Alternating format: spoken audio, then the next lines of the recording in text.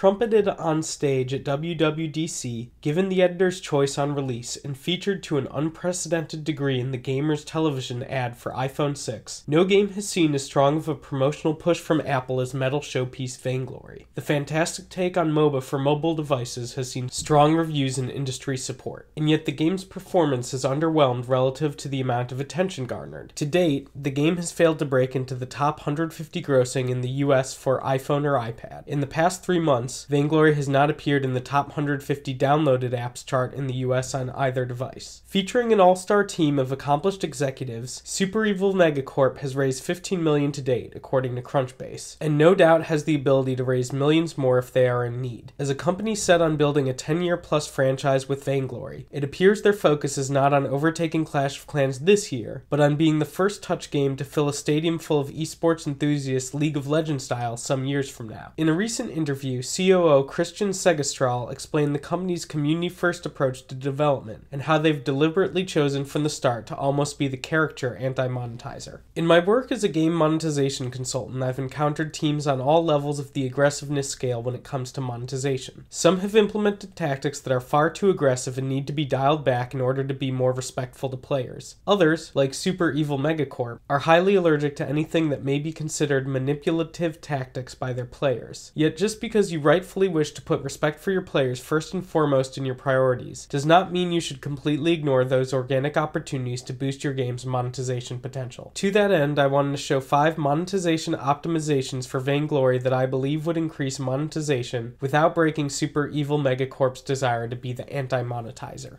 Optimized path to registration. I assume due to its esports nature, Vainglory requires the player to register an account before they are able to make a purchase in the game. In general, I do not agree with putting unnecessary barriers in front of a player's ability to spend money, but I will assume Vainglory has its reasons. This implementation of the registration gate provides the most obvious optimization for Vainglory. Instead of OK, this dialog should have 2 buttons, register your account and not now. This dialog puts a gate in front of the player and gives them no way to resolve it. To register an account, they must click OK, exit the store, and then find the registration login button on the main menu. By simplifying the flow of a player who is trying to make their first purchase, you will increase the percentage of players who complete it. Incentivize sharing my contact info. When you ask a player for their contact info, you are asking for the ability to annoy them with email advertisements. In the world of downloadable PC free-to-play games, sharing contact details in the form of creating an account is often the price of admission for downloading an installer. But on the iOS store, players share their personal details and billing information with Apple so that they do not have to share it with you. If Vainglory is going to require the player to have an account in order to make a purchase, then they ought to incentivize the player for creating that account. Being able to name your account is nice, but no longer being guest 1117143333 on the in-game scoreboard may not be enough of an incentive for players to share their private information. I suggest that the motivation to register an account is sweetened by giving the player either soft or hard currency. This will allow for a stronger call to action on the registration gate highlighted above, as Vainglory would be able to tell the player what they get out of registering an account. Again, the purpose here is to increase the percentage of players who register, thereby increasing the number of players who are allowed to make a purchase. Unlock heroes in the core loop. As with most MOBAs, Vainglory uses a rotating hero system to drive monetization. Each week there is a selection of heroes a player can use for free. If the player wants permanent access to a favorite hero, they can buy it with soft or hard currency. This screen, where players select their heroes before a match, represents one of the biggest missed opportunities in Vainglory. The grayed out heroes are those who are currently locked. The player cannot even tap them to bring up information explaining why they are locked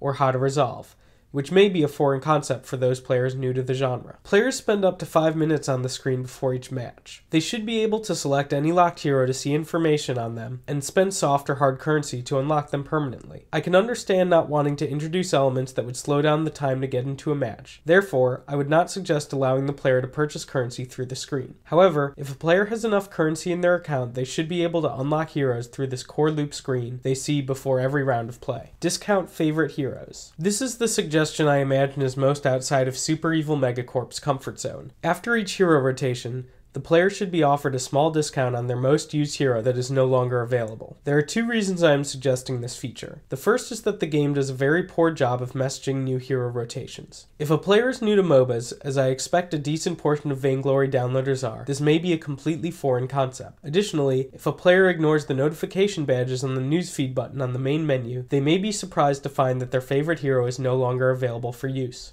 The second reason is that this is the clearest moment of need. The player is most likely to want to purchase a hero right after it goes out of rotation. If the game balances out the intrusion of in-game merchandising with a discount, then they are presenting an offer that is meaningful to the player. This system would be fairly simple. After the roster of heroes has rotated, the game identifies the most used hero for each player that is no longer available. For the next 3 games, a widget on either this Finding a Match screen or the following Choose a Hero screen could advertise the offer, where the game could take 10% off the current price for this hero. This feature would combine making purchasing present in the core loop, and thus more likely to happen, with clearly notifying the player of a change in the hero roster. Global chat. Vainglory's current focus is on building community, which in my opinion is not in opposition to the goal of monetization. The two go hand in hand. But for a team-oriented genre from a developer focused on community, it is quite difficult to meet other players inside the game. True, I get the occasional friend request from a random who I completed a match with, but why would I want to add a complete stranger to my friends list? And I'm sure that dedicated players are using forums and Reddit to find each other, party up, and play Vainglory at a high level. But I,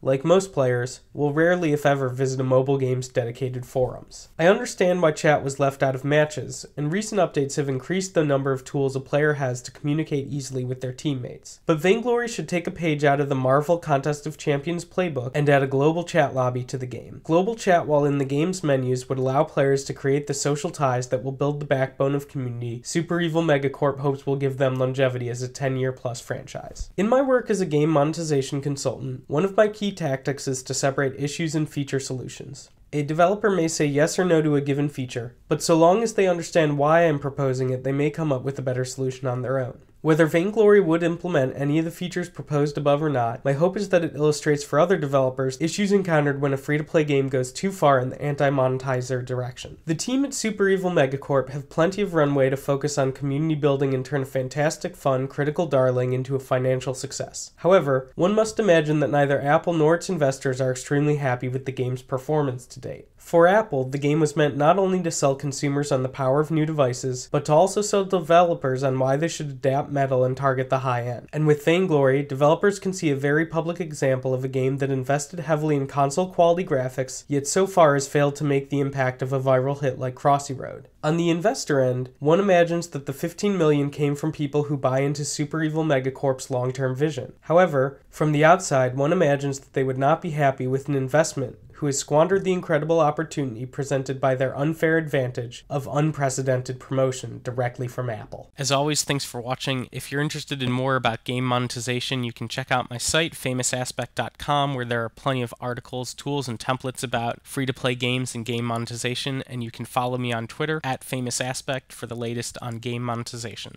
Thanks.